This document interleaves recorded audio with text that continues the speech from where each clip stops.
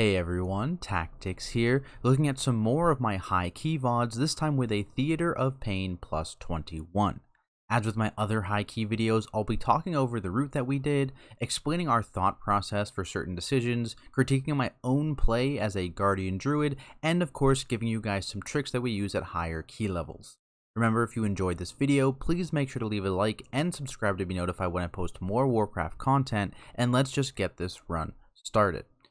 Again, it is on 1.25 times speed, just for brevity. But so you see right here, we're actually mind soothing those first two guys and running up this left side to avoid him. Something you can do to avoid this ad if you don't want it is you can, if you have a rogue, you can shroud and you can distract it to face it the other way, and that actually works. You can run by in the shroud.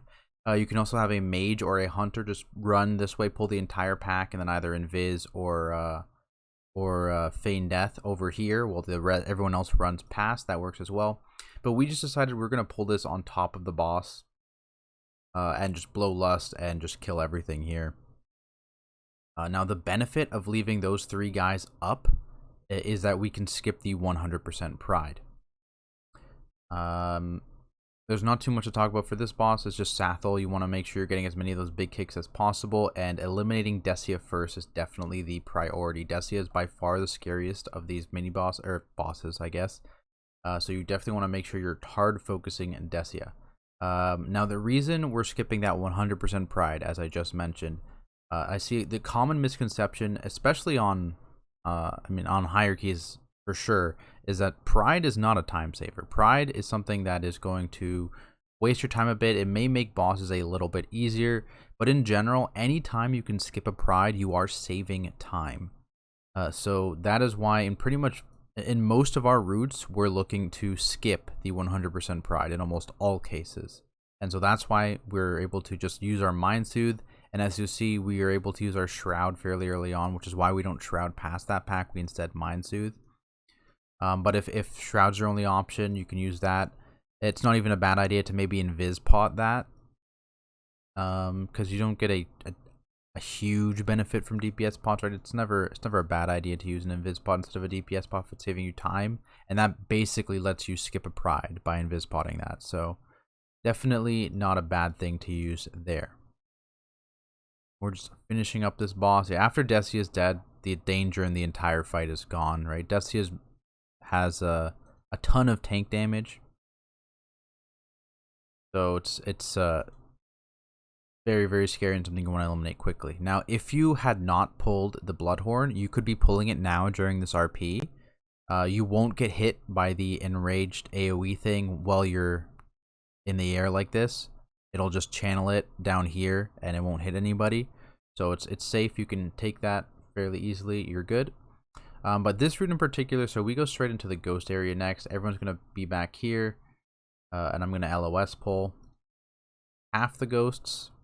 And that's because these guys are very, very dangerous. It's Fortified Week. You'll see people's health spike a lot. Just watch. Pretty much any kind of AoE stuns you can use here. It's very, very good. Pretty much everyone but the tank is really in danger on this pull. As you can see, like, I'm not taking a lot of damage just because they're all doing random damage. On Sanguine Week, yeah, you just want to kite all the way back up these stairs. But yeah, that's not a particularly dangerous pull for a tank. It's just dangerous for literally everyone else. And this is where we're going to use Shroud in this dungeon.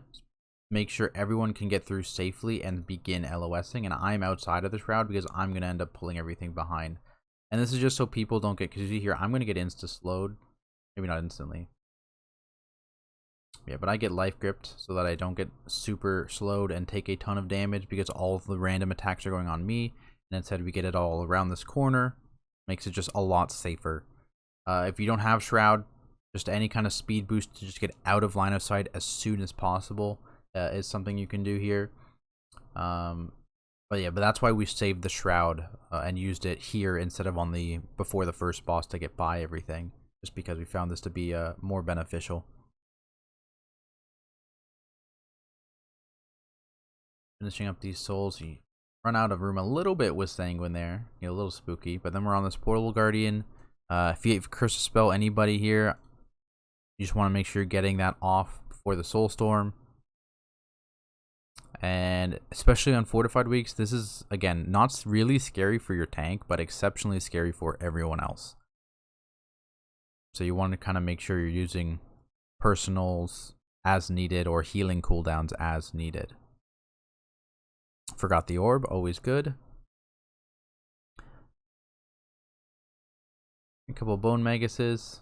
As I mentioned in my dispel video, they have that bone shield. We have a mage, so he just spell seals both of them, and he ends up being extremely tanky during this entire wing, just because literally every magus we pull, he steals their bone shield. And so he needs very little healing during this entire wing. It's a very good strategy if you have a mage, just be spell sealing all of their bone shields instantly, instead of purging them or DPSing through them if you have nothing else. So here we just sneak by left here to spawn our pride before that, because that 3-pack is very scary. What I've seen some people do is actually CC the Spellbinder, I think he's called, the guy over here. Because what he does is he puts a magic dot on a random player, and that dot hits hard. It hurts. So what we have to do, another strategy is like kicking extremely late in his Necrotic Bolt casts. Yeah. This is our pride, but yeah, kicking extremely late in his Necrotic Bolt or Necrotic Volley casts, and then using big stun. So I think we're going to do both of those things, and we're going to kidney him just to mitigate the number of magic dots that go out. We do have a priest, of course, so Mass Dispel is an option one time during that pull, but it's also just a ton of damage. So you want to try and mitigate that, the Soulbinder, yeah. So we're going to hard focus that Soulbinder. We get a big kidney out on him as soon as possible. You see only one dot right now on me, which is not dangerous. That's very, very good. We want to late kick that volley, and this Soulstorm, that's the scary overlap. So this is like big defensives. Another one of those pulls. This dungeon is kind of full of them where it's like not really dangerous for the tank, but dangerous for everyone else. Yeah, so that is kind of the story of a lot of Theater of Pain pulls. So tank is never in too much danger. Everyone else tends to be. Now I believe we do go right here. Yeah. This is something we've changed up just to get our percent evened out with all the shroud skips we've been doing in this dungeon now that we have the rogue. So from here, we're just pulling these guys. 2 more bone shields for the mage to steal. That's why we're waiting. And for some reason, yeah, they went really, really slow on the portal. I don't know why that happened. Bone spears are something you'll want to pretty much kick anytime they're not on the tank. Even when they're on the tank, they deal a chunk of damage, but there's just a lot of kicks. So we're going to kill the 2 Maguses, and then we're going to chain this mini-boss onto another 2 Maguses. Just because the mini-boss has a ton of HP here, but he's definitely worth the percent because, again, you can chain onto these Maguses versus having the double knockback guys, which are constantly bothering your ranged and healer. And this is just something that can make our mage even tankier going into the next pull. Which is a little spooky on the tiny platform.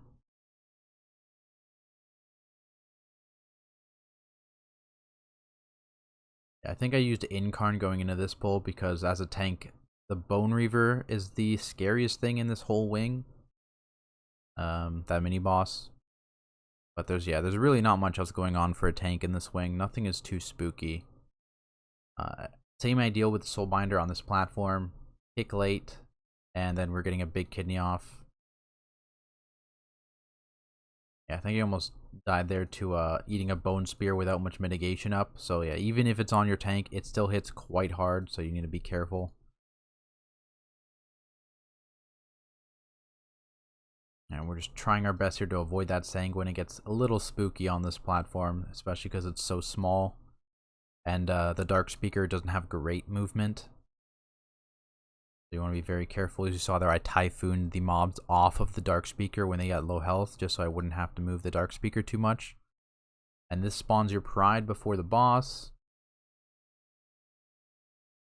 And then you're taking this pride with your bloodlust now off cooldown from the first pull we did. Right into the Necromancer boss. And even on fortified weeks, that Necromancer boss hits hard.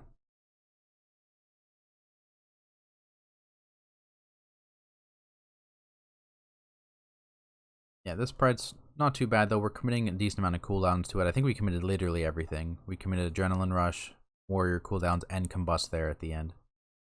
And that's just the way it goes on 20s and above. Really, if you can't skip the prides, you're committing a lot to them just to make sure you don't get to a point where you're just getting absolutely murdered by the ticking damage. Before this Necromancer, the Phantasmal Parasite, the best thing that can happen is that it goes on your tank. That is the best thing that can happen. And as you see here, I am kind of holding defense of this boss. It's kind of hard. I'll throw Barkskin out all the time. But what I'm not doing is using Survival Instincts. I'm tending to try and hold my my scale as well for if I get the Parasite. Now see, we get a little unlucky here. With the Disc Priest, again, we can Mass Dispel every other set. Just to get rid of all the dots, but basically what he's doing is if it ever goes on me, he holds his Mass Dispel. Just because anytime it's on the tank, your tank just pops a big defensive and eats the dot, and that's like the best thing that can happen. Yeah, we're getting really unlucky on this pull.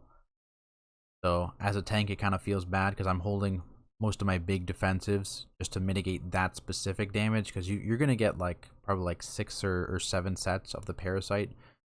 Even on a high fortified, right? On tyrannical, it's going to be more, but basically those parasites hurt a lot. You're hoping it goes on you. Again, yeah, 4 in a row, not on me. Very sad. Just because it gets hard for the healer to keep up, and once people start running out of defensives to use, it's just a bad time. And especially like early on, you have that pride buff for your healer mana, but it can start to be very, very scary. So I see I get my first one, I use my scale, and Barkskin was back up for that. So scale plus Barkskin for that one. If I had more, we would be using Fleshcraft, we would be using Survival Instincts, but I literally just got the one, it looks like, for the entire fight, which is very unlucky. Yeah, literally just the one over the entire fight. There's another set. Yeah, basically, again, more people just using defenses whenever they can. Cloak, Spell Reflect every time he gets it. It doesn't get rid of the dot, but it's just the flat magic damage reduction. He ice blocked there to get rid of one, I believe. That's scary as well. And there's just a lot of damage going out, especially if you have a Parasite plus the drain on you. And so that's just something you want to be aware of and make sure you have a big defensive for that. We go straight into the A-Bomb wing here, though. This wing is a little bit scary for tanks. Disease Horror has the stacking disease on you. And then the guy in the next pack, can't remember what he's called now. He has the Putrid Belcher has the big hit on you that you can pseudo interrupt to stop. And as you see here, we have a rogue. I think we usually have the rogue just do it all. Yeah, Devour Flesh, that's it, yeah. But any kind of CC can stop that and prevent it from going off. And it's a pretty big tank hit, and then also heals the mob, so you definitely want to make sure for time you're stopping that. So we have a kidney for that one.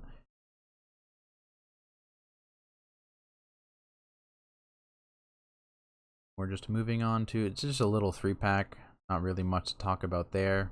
Making sure you're getting the Sludge Spear, big kicks, and on the Withering Discharge, and stopping the Putrid Belcher, and that's, or Butcher rather, Putrid Butcher.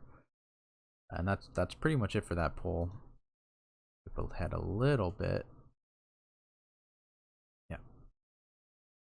Now this pull, it is doable without Shroud. Shroud just makes it so you never need to wait. Oh, we have to spread for Quaking though, and then we just Shroud. We're waiting for healer mana. But so like when the dude is actually there, so if you can follow in behind him and sneak in there without Shroud. You don't need Shroud to do this. Shroud just makes it so you don't need to wait an extra 10 seconds there. This is a pretty scary pull. I probably would have liked to have Incarn for this. I don't know where I used Incarn before. It would have been very good to have Incarn for this. This is one of the scarier dungeon packs in Theater Pain that you actually pull. As you'll see later, we're skipping probably the scariest dungeon pack. There's the one in the Necromancer wing I talked about, which is very scary for everyone but your tank. This one is pretty scary for your tank. And then one in Zav's wing is scary for everybody, but we tend to skip that. We want to just pull this guy alone. It procs our 60% pride here, as you can see. This guy also deals a ton of party damage, so very, very scary for everybody. And those little swirlies will always spawn somewhat near your tank, as you'll see. So melee will probably want to stay away from your tank because he's going to be constantly targeted by those swirlies. They're all always near the tank. They're never directly on you, usually. They're just a couple of them spawn like near you-ish, as you can see there. They're a little bit off sometimes, but they're always near the tank. So just watch where you can watch your positioning on those and put them all roughly in the same area. Then we just have this Pride going into a trash pack before Gorechop, and then Gorechop himself. Not much for this trash pack, it's just a lot of the same. I believe I double pull this because we have the Pride buff and I've got Incarn, so I think I'm double pulling this just so reduces the pull time. Or maybe I don't. Oh no, I do. There we go.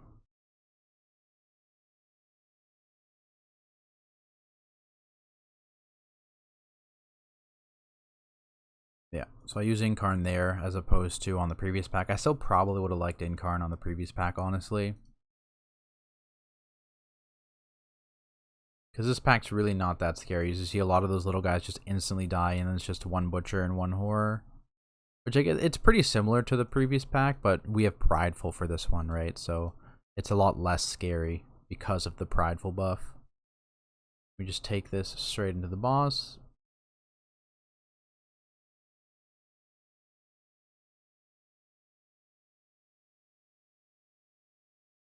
We waited there to desync Quaking is what we did there. So we've done this dungeon a couple times on the Quaking weeks, and pretty much you can time to have Quaking during these, and it is very unfortunate having Quaking during the hooks. So that's why we just held for a little, like a few seconds there before pulling the boss.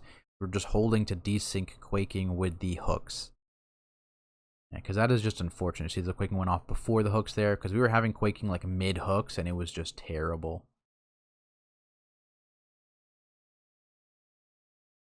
For this boss, it's Hateful Strike that you have to worry about, and there's a lot, so you really want to just make sure you have something up. Something and an Iron Fur. So if you see there, yeah, that was Survival Instincts, but you see, for all of these, I'm just basically rotating, having 1 to 2 Iron Furs and a CD for every single Hateful Strike. Right, and that includes the Blood Spattered Scale as well. That basically counts as a tank CD in this boss fight. So rotating that, rotating Fleshcraft, rotating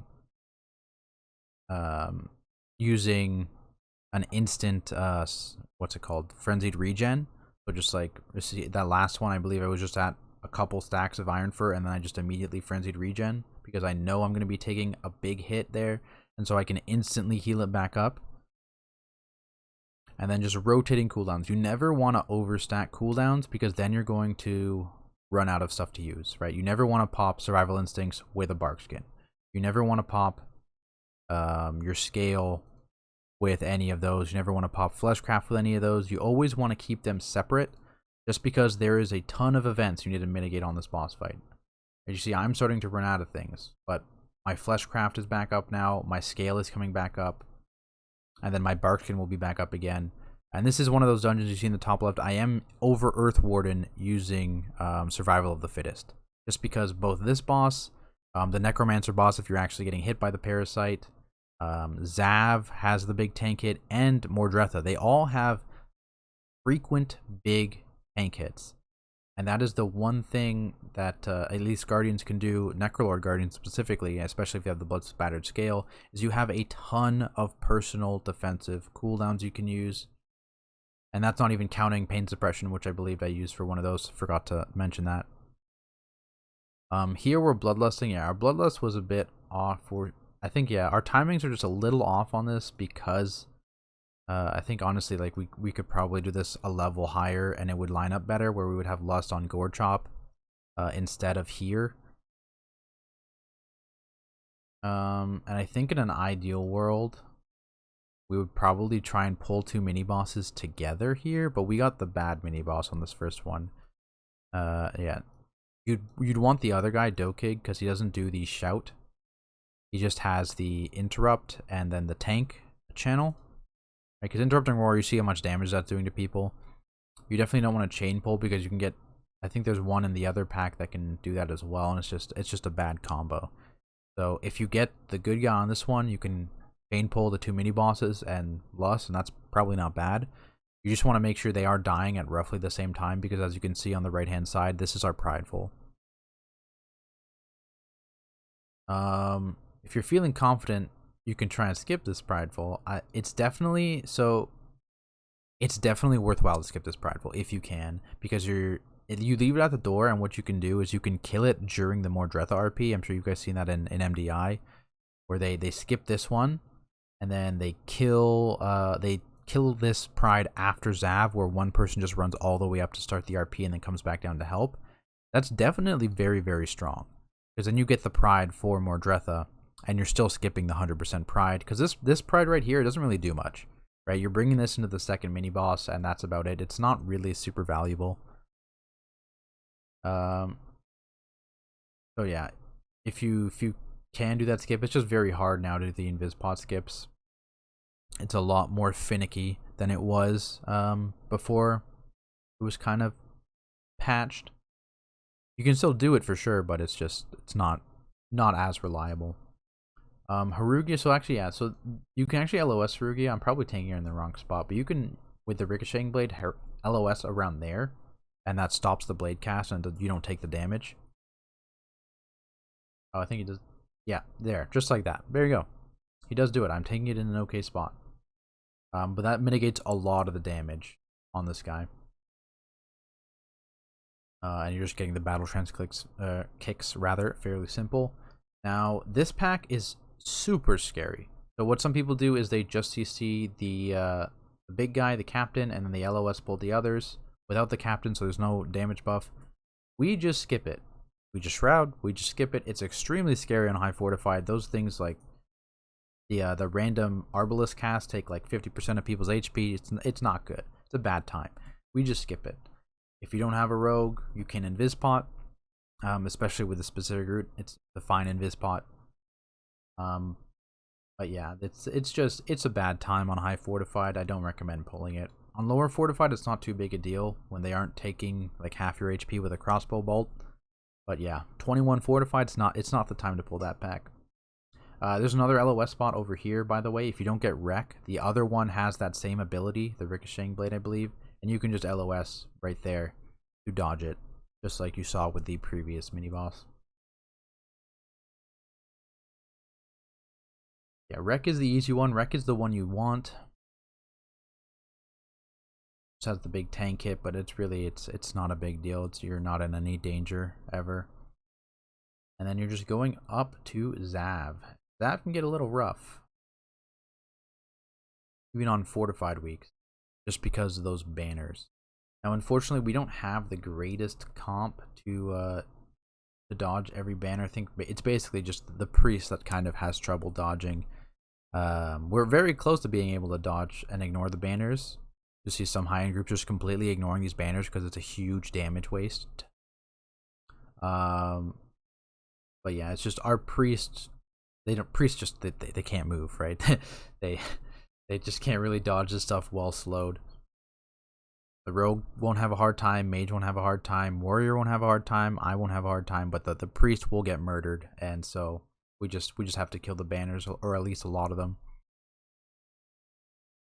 Yeah, so pretty much any time a banner spawns, we're hard swapping. People going down, if someone has like a big cooldown, they'll call it, but usually it's just like you DPS as hard as you can to kill the other person to get back up as fast as possible, because you want to be back up to help kill those banners and stop the slows.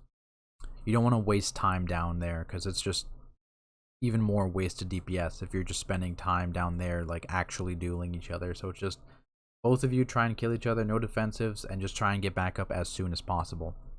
It's a similar idea with Gore Chop here, just you have a bigger break between casts of the brutal combo. much less to deal with, so you can overlap some things if you really want to, but I tend to just use like here I used a bark skin and a frenzied regen to deal with it, and that's it. Want to make sure you have something up. Yeah, and you see even on fortify, like those smashes are taking like 70-80% of HP here. And so if you're not topped going into it, you see we just get absolutely squished by it. So very, very scary.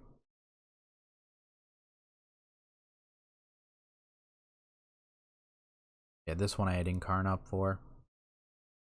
Probably shouldn't have used Incarn, but I guess it's not the end of the world. I get like half of the value of Incarn, so it's not great. Probably better off saving it for Mordretha, but also like you don't want to Incarn early on Mordretha. Mordretha is one of those fights where you actually want to Incarn fairly late, like maybe at the 50% mark, a little after the 50% mark even. Just because the scariest overlap in the fight comes post 50% after the first set of charges. There's then the big overlap there, which is super scary, and you'll see I think we pop a bunch of immunities for that, because that's the scariest point in this fight. But basically you're using it to regen all of your frenzied regens, so you can use those early on, and then you can just regen them when you Incarn late. But obviously I don't think I'm going to get Incarn. I might get Incarn very late. But Reaping Scythe, same deal. You want a defensive up. Every single Reaping Scythe you want a defensive up. It's half shadow, half physical, so Iron Fur does a little bit, doesn't do as much as Gore Chop. So you're going to be taking a bigger hit than in Gore Chop because of the half magic damage. But everything a defensive up. You see there I had a frenzied, or not a frenzied regen, survival instincts.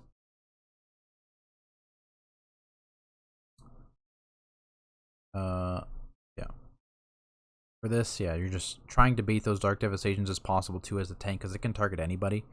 So if you can try and face into a different direction. But otherwise, yeah, every single scythe have a defensive up. It's just like Gore Chop. You just want to rotate defensives. You don't usually want to stack them, just because Reaping Scythe is, again, very, very common. It's not like Zav, where he doesn't do it quite as often. The Reaping Scythe happens quite often, just like Gore Chop's Hateful Strike, I believe it's called. And again, the half magic, half physical makes it much scarier. And so that explosion deals a ton of damage, as you can tell. I believe we try and use small personals for it, and we rally it as well, yeah. And so the big scary overlap is after this. So after these charges go out. Yes, yeah, we accidentally stepped out there. That's okay though. So this is the scary overlap. So we're going to pop big CDs. I proc my cheat death there. I don't think I did that on purpose, but let's say I did. But that is where you want to pop stuff. See, we popped a lot of big personals there. We popped Ice Block there just to live. And then I popped Incarn here, and then I can regen. I can get a ton of Iron Furs up and not worry about pressing Frenzied Regen. Just press it there as needed. And then same deal here. I'm just rotating defensives. That is this entire fight there. You just want to make sure you're constantly rotating defensives here. And we're able to get this down, I believe, without too much worry. Yeah, health bot there. Yeah, you do have the healer down, and barely avoid that last light, which probably would have killed me because I had nothing left. But I had Fleshcraft actually, but yeah. And then we just pulled these last three, and that finishes off the dungeon, and you avoid that 100% pride. But yeah, that's it for Theater Pain, guys. Hopefully this video was helpful to you, and if it was, make sure to like and subscribe to support the channel. It really does help. If you have any questions about Theater Pain, any other dungeons, Guardian Druid, or even just tanking in general, feel free to leave a comment below, or you can come ask me live on my Twitch at Tactics, and I will do my best to answer. That wraps up this video, though. As always, thank you all so much for watching, and I will see you in the next one.